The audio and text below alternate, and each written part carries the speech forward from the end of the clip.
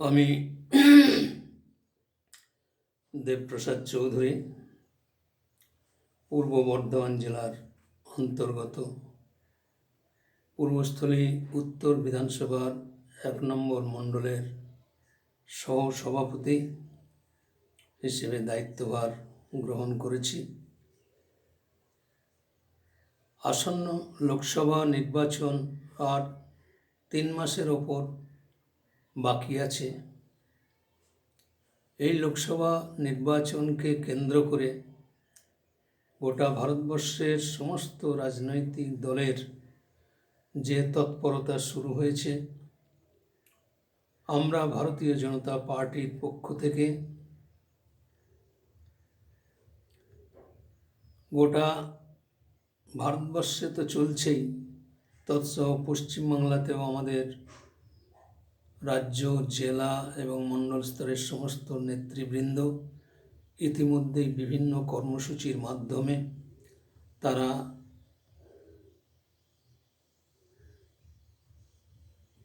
লোকসভা নির্বাচনের প্রেক্ষাপটে কিভাবে আমাদের এগোতে হবে সেই পথ নির্দেশিকা ইতিমধ্যেই আমাদের 29 নভেম্বর যে একটা বিশাল মহা মিছিল ও জনসভা অনুষ্ঠিত হলো কলকাতায়।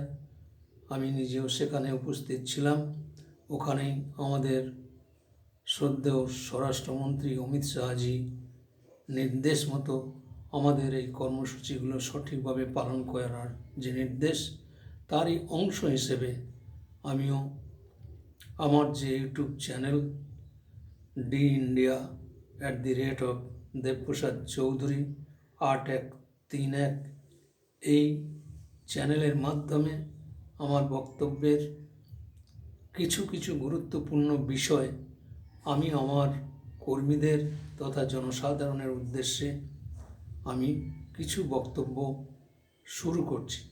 শুরুতেই বলে নিই যে বক্তব্য রাখার মধ্যে যদি কোনো ভুল ত্রুটি হয় সেটা আপনারা ক্ষমা করবেন।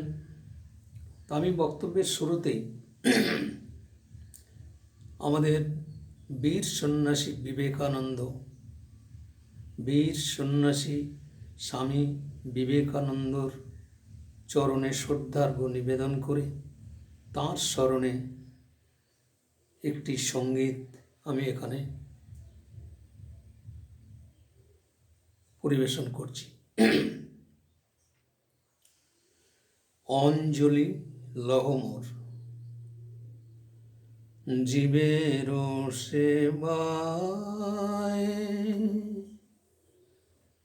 জীবে সেবিতে শিখাইলে প্রভু তুমি, শিখাইলে প্রভু তুমি, জীবের সেবায় জীবে সেবিতে শিখাইলে প্রভু তুমি, শিখাইলে প্রভু তুমি।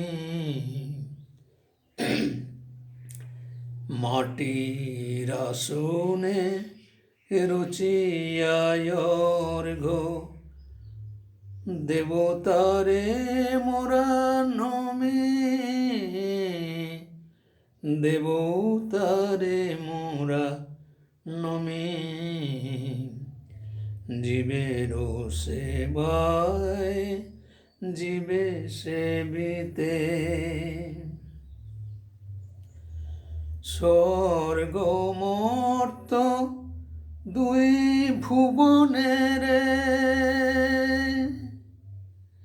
স্বর্গ মর্ত দুই ভুবনের বাঁধিলে প্রেমের ডোরে, স্বর্গ মর্ত দুই ভুবনের বাঁধিলে প্রেমের ডোরে, নর মাঝে তুমি প্রভু নারায়ণ, নর মাঝে তুমি প্রভু নারায়ণ, অনাথে বিলায়ে প্রেময় কৃপণ। সেবার ধর্ম করিলে প্রচার, সেবার ধর্ম করিলে প্রচার। বিশ্বভুবন পরে, বিশ্বভুবন পরে।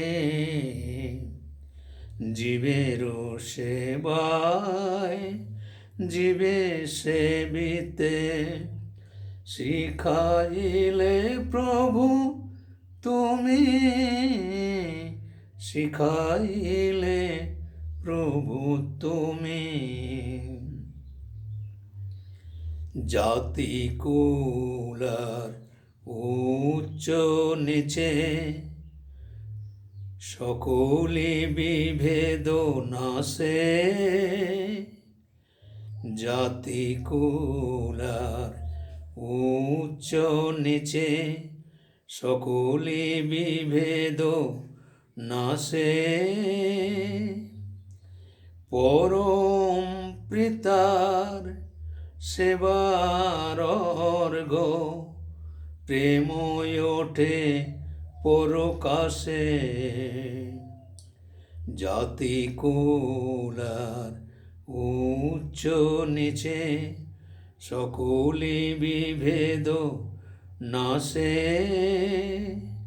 সেবার ধর্ম করিলে প্রচার, প্রেময় ওঠে পরকাশে। জীবের দানিতে শিবের ভূষণ,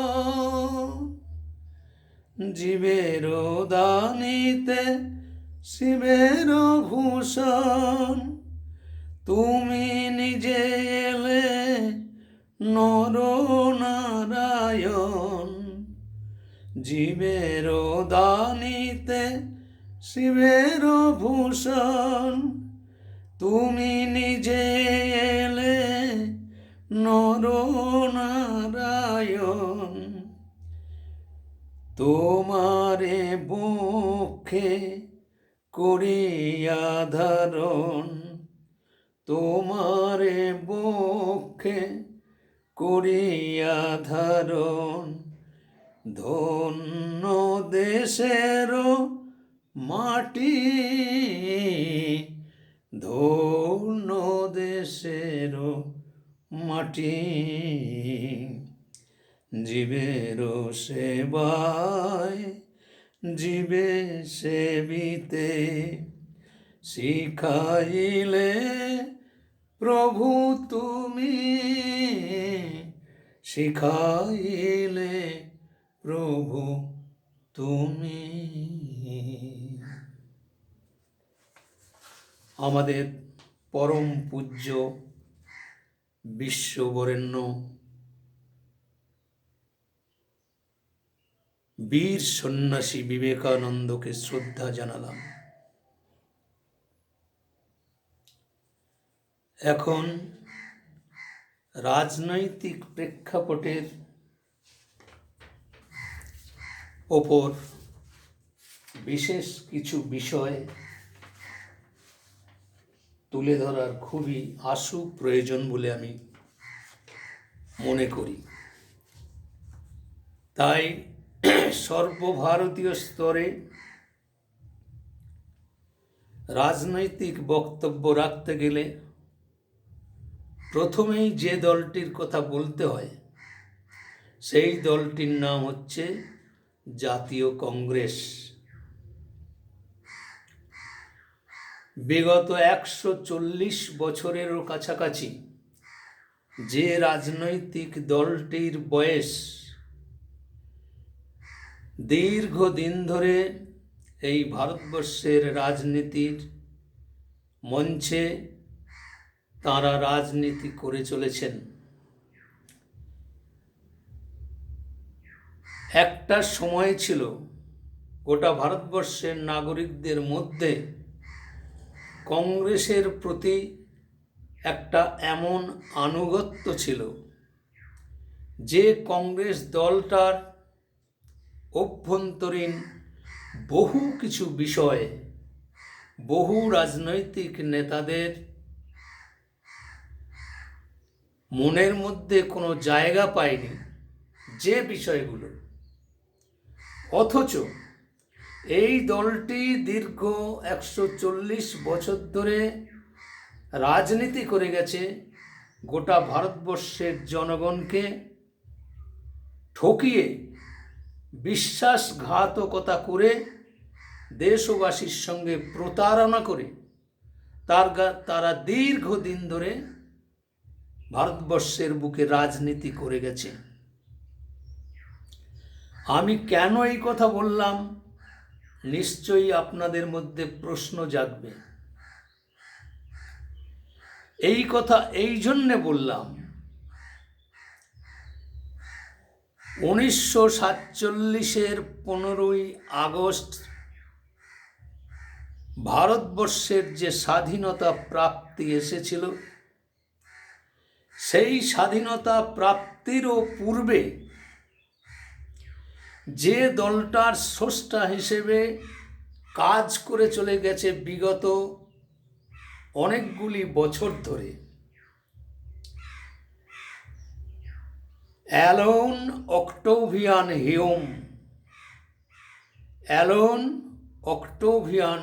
হিউম, যিনি একজন খ্রিস্টান,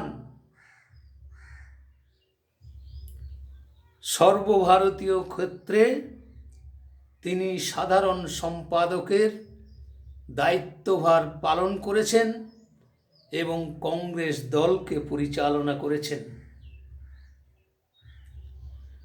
তৎকালীন সময়ে সর্বভারতীয় সভাপতি হিসেবে আমাদের একজন বঙ্গ সন্তান, যার নাম হচ্ছে উমেশচন্দ্র বন্দ্যোপাধ্যায়, তিনিও কংগ্রেস দলের সভাপতিত্ব হিসেবে দায়িত্ব পালন করেছেন। কিন্তু তার ব্যক্তিগত যে চরিত্র, তার চারিত্রিক যে বৈশিষ্ট্য, তিনি পাশ্চাত্য সভ্যতার অনুকরণ করতে গিয়ে ধর্মনিরপেক্ষতার মোড়কে রাজনৈতিক একজন অভিজ্ঞ রাজনীতিবিদ হিসেবে মানুষের কাছে নিজেকে প্রতিষ্ঠিত করবার জন্যে তিনি খ্রিস্টান ধর্ম গ্রহণ করেছিলেন। এদের তত্ত্বাবধানে এবং ভারতবর্ষের প্রথম প্রধানমন্ত্রী হিসেবে যে দায়িত্বভার গ্রহণ করেছিলেন পণ্ডিত জওহরলাল নেহেরু, যে পণ্ডিত জওহরলাল নেহেরু সম্বন্ধে ইতিহাসের পাতায় স্বর্ণাক্ষরে লেখা হয়েছে, পণ্ডিত জওহরলাল নেহেরু এই কথাটিও হচ্ছে ভারতবাসীর সঙ্গে প্রতারণা করার একটা বিশেষ উল্লেখযোগ্য ঘটনা। কেন এই কথা বললাম? এই গান্ধী পরিবারের যে ইতিহাস, এই ইতিহাসকে আলাদা করে রেখে দিয়ে দেশবাসীর সঙ্গে প্রতারণা করে ছদ্ম নাম নিয়ে এরা বিগত 70 থেকে 75 বছর এরা রাজনীতি করে এসেছে। পণ্ডিত জওহরলাল নেহেরুর পিতা হচ্ছে মতিলাল নেহেরু।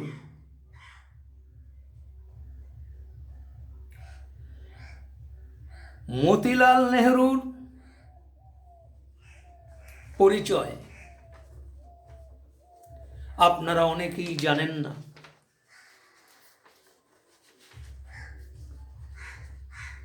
মতিলাল নেহরুর আসল যে পরিচয়,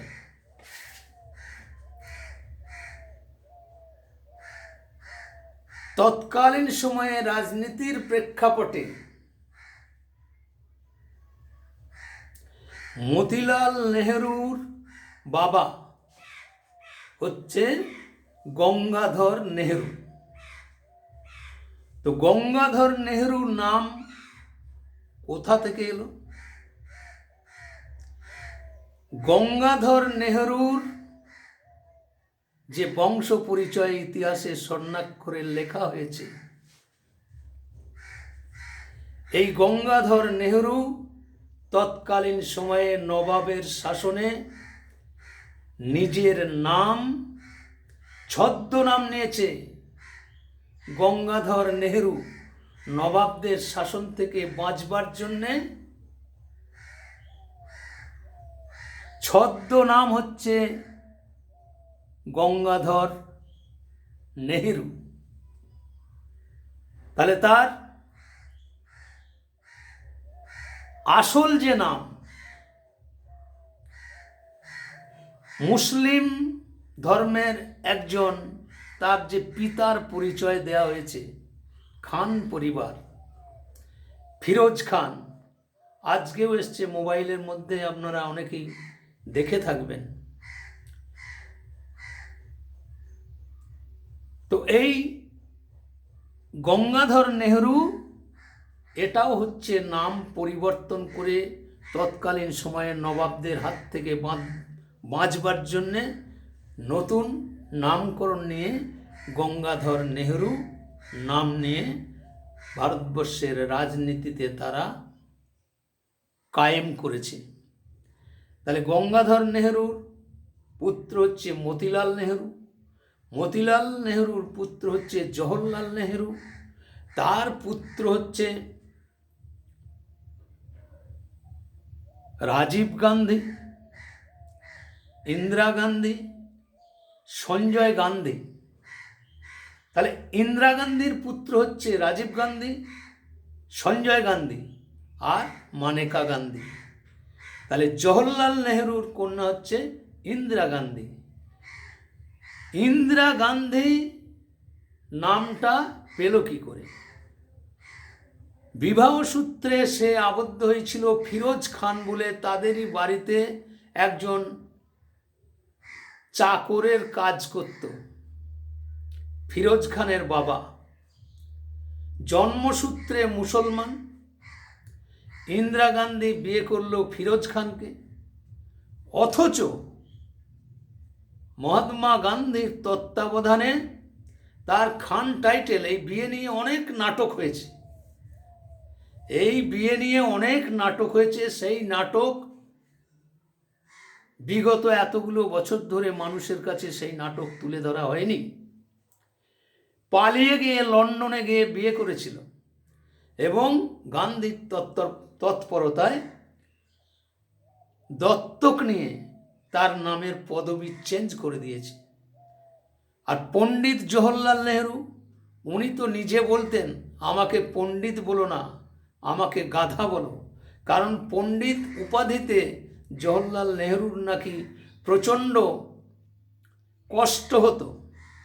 তাই তিনি কোনো এক জায়গায় বলেছিলেন, রাজনৈতিক পরিসরেই বলেছিলেন যে আমাকে পণ্ডিত বলো না, আমাকে গাধা বলো, কারণ পণ্ডিত পদবি আমি পছন্দ করি না। কিন্তু রাজনীতি করবার জন্য সেই পণ্ডিত জওহরলাল নেহরু ইতিহাসের পাতায় লেখা হয়ে গেছে, সেটাই চলে আসছে। এই গান্ধী, এই জওহরলাল নেহরু আর এই গান্ধী পরিবার দেশটাকে একেবারে ছিবড়ে করে দিয়েছে। দেশটাকে ছিবড়ে করে দিয়েছে কিসের জন্যে? ভারতবর্ষের স্বাধীনতা প্রাপ্তির প্রাক্কালে যে রাজনৈতিক বাতাবরণ তৈরি হয়েছিল, সেই রাজনৈতিক বাতাবরণে জওহরলাল নেহরু প্রধানমন্ত্রী হবার জন্য মুসলিম লীগের তৎকালীন নেতা মোহাম্মদ আলী জিন্না আর মার্ক্সবাদী কমিউনিস্ট পার্টির তৎকালীন নেতা সুরজিৎ সিং পাঞ্জাবের, শেখ আবদুল্লাহ, এদের সমস্ত নেতৃত্বের তত্ত্বাবধানে দেশের স্বাধীনতা প্রাপ্তির প্রাক্কালে কাশ্মীরের বুকে যে ৩৭০ ধারা নামক ধারাটা টেম্পোরারি ধারা হিসেবে লাগু করা হয়েছিল, তার কারণ হচ্ছে দেশ বিভাগ করে পাকিস্তান যখন তার হোমল্যান্ড পাকিস্তানের জন্য আলাদা সে প্লট চেয়ে নিল, কিন্তু এই ইস্যুটা উঠেছিল, লোক বিনিময়ের কথা উঠেছিল, কিন্তু গান্ধীজির ষড়যন্ত্রে, এই জওহরলাল নেহরুর ষড়যন্ত্রে, মোহাম্মদ আলী জিন্নার ষড়যন্ত্রে এবং এই বেঈমান বিশ্বাসঘাতক মার্ক্সবাদী কমিউনিস্ট পার্টির নেতাদের ষড়যন্ত্রে, শেখ আবদুল্লাহর ষড়যন্ত্রে লোক বিনিময়ের যে বিষয়টি উঠেছিল তাকে খারিজ করে দিয়ে কাশ্মীরের বুকে ৩৭০ ধারা লাগু করে দিয়ে একটা বিষ ও বৃক্ষ রোপণ করে ভারতবাসীর ওপরে একটা কলঙ্ককে চাপিয়ে দিয়ে দেশের স্বাধীনতা প্রাপ্তি এসেছিল। কিন্তু এই প্রকৃত ইতিহাস বহু মানুষকে জানতে দেওয়া হয়নি।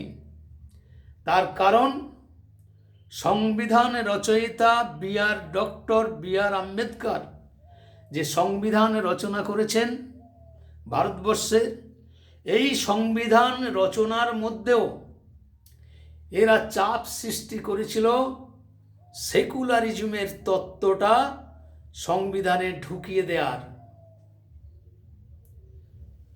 বহু রাজনৈতিক টানাপোড়েন, বহু বিতর্ক, বহু সেমিনার হয়েছে, কিন্তু ডক্টর বি আর আম্বেদকরকে দিয়ে এই সংবিধানে যে ৩৭০ দ্বারা আইনটা যেমন লাগু করা হয়েছে, ধর্ম নিরপেক্ষতা অর্থাৎ সেকুলারিজমের তত্ত্বটা কিন্তু বি আর আম্বেদকরকে দিয়ে সংবিধানে সংযোজন করা যায়নি।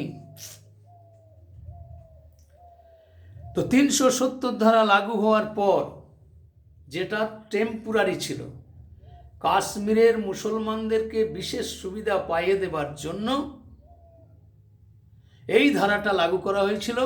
তার কারণ হচ্ছে ব্রিটিশ বেনিয়ার পদলেহিকারী চাটুকারের দল তখন কংগ্রেসকে সত্তায় রাখবার জন্যে এবং মুসলিম সমাজের ভোটকে কুক্ষিগত করবার জন্যে এই ধারাটা প্রয়োগ করে কাশ্মীরের মুসলমানদেরকে বিশেষ সুবিধা পাইয়ে দেওয়া হয়েছে। বিশেষ সুবিধা কি? বিশেষ সুবিধা হচ্ছে এই আইনের বলে কাশ্মীরের মুসলিম সমাজের মানুষ 1 টাকা কেজি ডাল, 1 টাকা কেজি ভোজ্য তেল, 80 পয়সা কেজি দরে চিনি, এই রকমভাবে নিত্য প্রয়োজনীয় জিনিস এবং 50 পয়সা কেজি দরে বাসমতি চাল ওই আইনের বলে কাশ্মীরের ওই মুসলিম সমাজের মানুষকে বিশেষ সুবিধা দানের মাধ্যমে তাদেরকে মাথায় চড়ে নাচিয়েছে।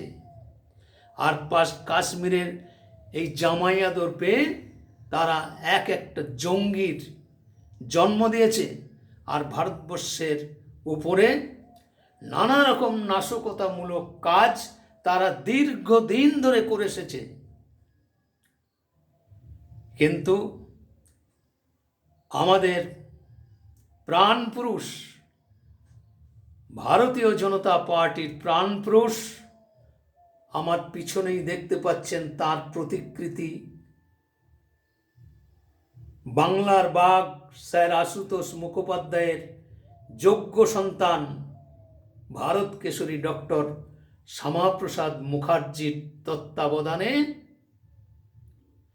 কাশ্মীরের বুকে এক সুনামির ঝড় আছড়ে পড়েছিল এই মহাপুরুষের দৌলতে। যে মহাপুরুষকে স্লো পয়জন করে কাশ্মীরের শ্রীনগরের জেলে তাকে বন্দি করে স্লো পয়জনে তাকে মেরে দেওয়া হলো। এর দীর্ঘ ইতিহাস আছে, এই ইতিহাসও জানতে দেওয়া হয়নি।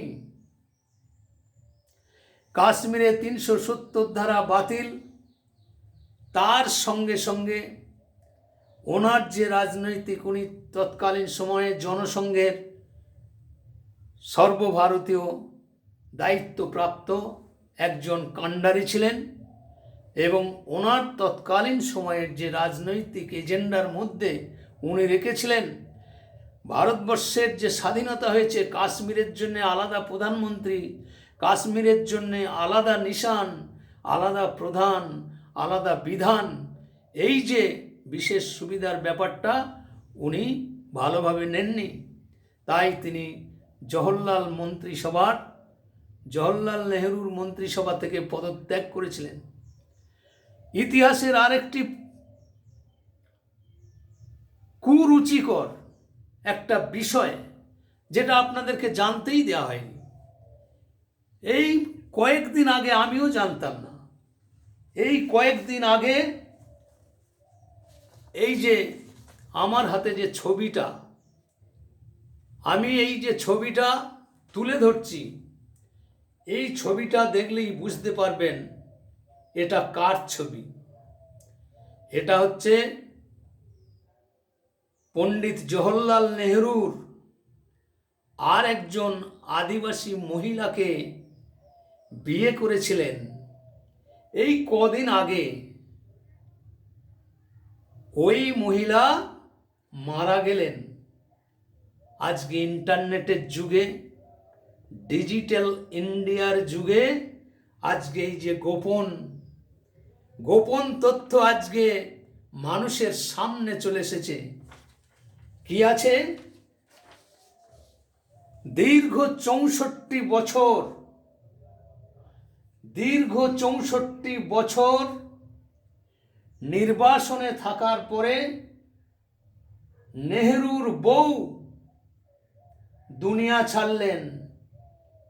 নেহরুর বউ 64 বছর নির্বাসনে কাটানোর পর তার মৃত্যু হলো। এই যে তথ্য, আমার রাজনীতিতে দীর্ঘ 39 বছর ধরে আমি রাজনীতিতে আছি, কিন্তু এই তথ্যটি আমারও জানা ছিল না। আরও অনেক কলঙ্কিত অধ্যায় আছে নেহরু, যেমন শিশু দিবস পালন করা হয় ঘটা করে। ভারতবর্ষে যে শিশু দিবস পালন করা হয়, এর পিছনেও একটা লম্বা কাহিনী আছে, যে কাহিনী বহু রাজনৈতিক সচেতন ব্যক্তিরা জানেন না। শিশু দিবস কোনো জারদ সন্তানের কে স্বীকৃতি দেওয়ার নাম করে শিশু দিবস পালন করা হয়। এর দীর্ঘ ইতিহাস আছে। এই যে ভদ্রমহিলা, আদিবাসী মহিলা, ওনার যে কমলা নেহরু, নিঃসন্দেহে একজন ভারতীয় সংস্কৃতির প্রতি শ্রদ্ধাশীল, ভারতীয় পরম্পরার প্রতি শ্রদ্ধাশীল একজন মহিলা, ওনার স্ত্রী ছিলেন। কিন্তু উনি তো পাশ্চাত্য সভ্যতার অনুকরণ করে উনি শিক্ষিত হয়েছেন। তাই তিনি বলতেন, আমি দুর্ভাগ্যবশত আমি হিন্দু কুলে জন্মগ্রহণ করেছি, তাই শিক্ষায় আমি ইংরেজ এবং সংস্কৃতিতে আমি ইসলাম, তাই আমাকে পণ্ডিত বলো না, আমাকে গাধা বলো। এমন মন্তব্য তিনি করেছিলেন। ওনার এবং মোহাম্মদ আলী জিন্নার তত্ত্বাবধানে আমাদের বাংলার আরও যে বীর যোদ্ধা, আমাদের নয়নের মণি নেতাজি সুভাষচন্দ্র বোস, যে নেতাজি সুভাষচন্দ্র বোসের তত্ত্বাবধানে ভারতবর্ষের স্বাধীনতা প্রাপ্তি এসেছিল, যে নেতাজি সুভাষচন্দ্র বোস, তার যে আজকে আমাদের থেকে দূরে চলে যাওয়া, তার ইতিহাস আজও পূর্ণাঙ্গ রিপোর্ট জনমানুষের কাছে তুলে ধরা হয়নি। যেমন আমাদের ডক্টর শ্যামাপ্রসাদ মুখার্জিকে কাশ্মীরের শ্রীনগরের জেলে তিল তিল করে স্লো পয়জন করে মেরে ফেলা হয়েছিল, এই ইতিহাস চেপে রাখা হয়েছিল। ওনার মা যোগমায়া দেবী নেহরুজিকে চিঠি করেছিলেন যে এর শ্বেতপত্র প্রকাশ করার জন্য আমার সন্তান কেমন করে মারা গেল। কর্ণপাত করেনি। তৎকালীন সময়ে আমাদের পশ্চিমবাংলার মুখ্যমন্ত্রীর দায়িত্বে ছিলেন ডক্টর বিধানচন্দ্র রায়, তাকেও অনেকে ধন্য ধন্য করেন। আমি আপনাদের কাছে বলছি, দায়িত্ব নিয়ে বলছি, ডক্টর বিধানচন্দ্র রায় পর্যন্ত এই ডক্টর শ্যামাপ্রসাদ মুখার্জির মৃত্যু রহস্যের বিষয়টা তিনিও কিন্তু ধামাচাপা দিয়েছেন।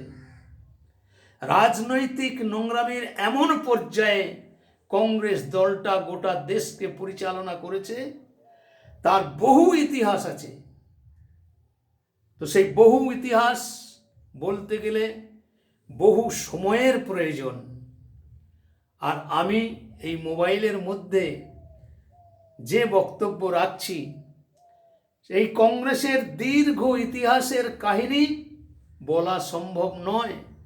যে বিশেষ বিষয় এখানে আমি উল্লেখ করলাম, এই বিশেষ বিষয়টা মানুষের জানা উচিত। এইবার কংগ্রেসের সত্ত্বাধীন যে সরকার চলে এসেছে, একটা করে পঞ্চবার্ষিকী পরিকল্পনা হয়েছে, আর সেই একটা করে পঞ্চবার্ষিকী পরিকল্পনাকে সার্থক রূপ দেবার জন্য বিশ্ব ব্যাংকের কাছে ঋণের পর ঋণের বোঝা করে গেছেন বিগত দিনের কংগ্রেস শাসনের সরকারের যে প্রধানমন্ত্রীরা ছিলেন, প্রয়াত ইন্দিরা গান্ধী, রাজীব গান্ধী, ভিপি সিং, চন্দ্রশেখর থেকে আরম্ভ করে মুরারজি দেশাই, এইরকম অনেক প্রাক্তন প্রধানমন্ত্রী যারা দেশকে সঠিকভাবে পরিচালনা করতে চরমভাবে ব্যর্থতার পরিচয় দিয়েছে। আর কংগ্রেসের বিগত রাজনৈতিক যে দুর্বিষহ যন্ত্রণার কারণ, ওই কাশ্মীরে 370 ধারা লাগু থাকার জন্যে গোটা ভারতবর্ষের জনগণকে দিনের পর দিন ভর্তুকি দিতে হয়েছে। তাদেরকে লালন পালন করে জঙ্গিদের প্রশ্রয় দিয়ে একটা অস্থির বাতাবরণ তৈরি করে কাশ্মীরকে একটা জঙ্গিদের ঘাঁটি হিসেবে পরিণত করেছে। পাকিস্তান কারণে অকারণে ভারতীয় সেনাবাহিনীর ওপরে আক্রমণ চালিয়ে গেছে, কিন্তু কঠোর হাতে তাকে মোকাবিলা করার সৎসাহস বিগত দিনে কোনো কংগ্রেসের প্রধানমন্ত্রী তার জন্য কোনো দায়ভার গ্রহণ করেনি। আপনারা শুনলে অবাক হয়ে যাবেন, এই কাশ্মীরে 370 ধারা আইনটা চালু থাকার জন্য আমার কাছে তার পূর্ণাঙ্গ স্ট্যাটিস্টিক্স আছে। 1998 সালে অটল বিহারী বাজপেয়ী প্রধানমন্ত্রী হওয়ার পর ভারত সরকারের মাথার ওপরে 5,57,000 কোটি টাকা ঋণের বোঝা চাপিয়ে দিয়ে এই কংগ্রেস সরকার বিদায় নিয়েছে। আর বিশ্ব ব্যাংকে এই লোনের জন্য প্রতি বছরে 75,000 কোটি টাকা শুধু ইন্টারেস্ট গুনতে হয়েছে ভারত সরকারকে। এই ঋণের সুদ মেটানোর জন্যে আবার বিশ্ব ব্যাংকের কাছে লোন নিয়ে এই সুদ মিটিয়েছে। আর ঋণের পাহাড় 55 লক্ষ কোটি টাকা ঋণের বোঝা ভারতবাসীর ওপরে চাপিয়ে দিয়ে এই কংগ্রেস বিদায় নিয়েছে। শুধু এখানেই শেষ নয়, আপনাদের আমি স্মরণ করিয়ে দিতে চাই, কারণ মানুষ স্মৃতিভ্রষ্ট হয়েছে, বহু মানুষ স্মৃতিভ্রষ্ট হয়েছে, এগুলো নিয়ে চর্চা করতে চায় না, জানবার চেষ্টা করে না। তার কারণ কেঁচো খুঁড়তে কেউটে বেরিয়ে যাবে। আজকের রাজনৈতিক পরিস্থিতি যেদিকে অগ্রসর হচ্ছে, আপনারা নিজের চোখে সেই সমস্ত বিষয় ডিজিটাল ইন্ডিয়ার মাধ্যমে, ইন্টারনেটের যুগে আজকে মানুষের চোখের সামনে জ্বলজ্বল করছে। সেই সব সারা ভারতবাসীর সঙ্গে প্রতারণা করার ছবিটা আপনাদের নিশ্চয়ই স্মরণ আছে। বোফোর্স কেলেঙ্কারি, 2G স্পেকট্রাম কেলেঙ্কারি, ইসরো স্পেকট্রাম কেলেঙ্কারি, কমনওয়েলথ গেমস কেলেঙ্কারি, হর্ষদ মেহতার 3,000 কোটি টাকার আর্থিক কেলেঙ্কারির কথা আপনারা ভুলে গেছেন নয়? এই কেলেঙ্কারির পাশাপাশি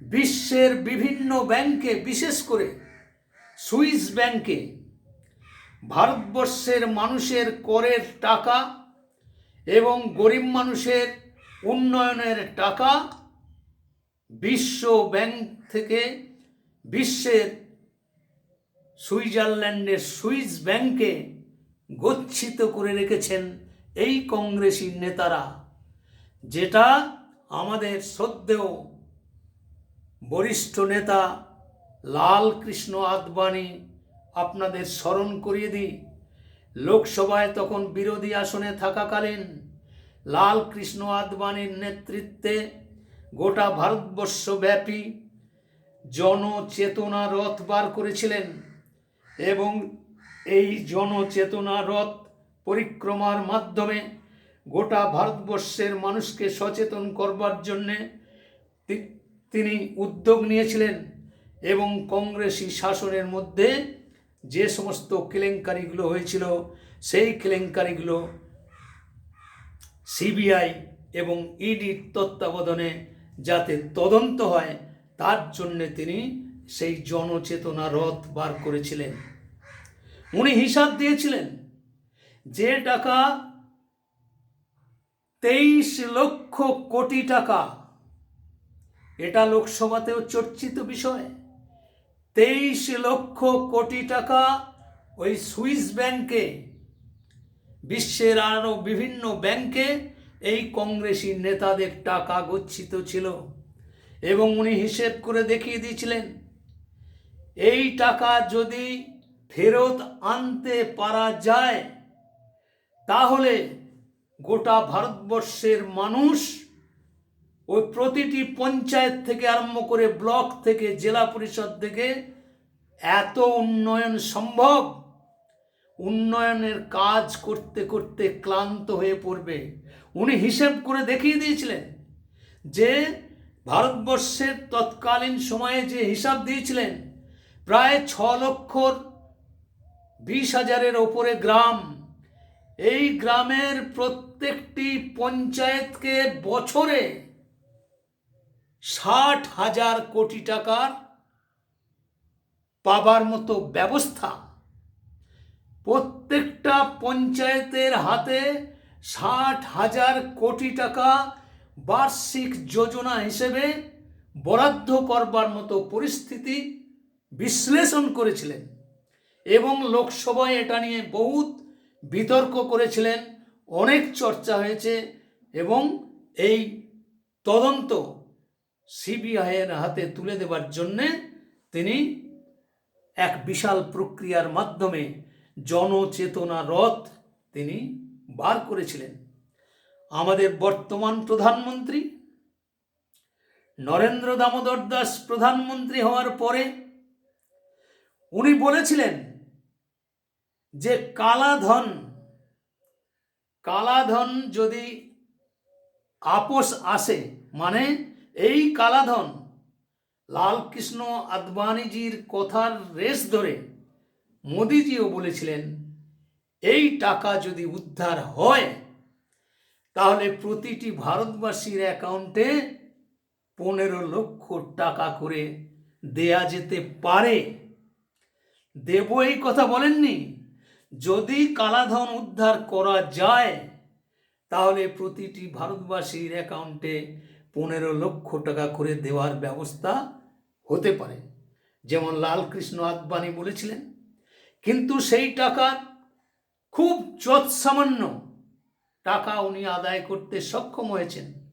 কিন্তু ওই টাকা উদ্ধার করতে গেলে আন্তর্জাতিক স্তরে বিশ্বের যে রাষ্ট্রনীতি, সেই রাষ্ট্রনীতির বিভিন্ন আইনি প্যাচ, বিভিন্ন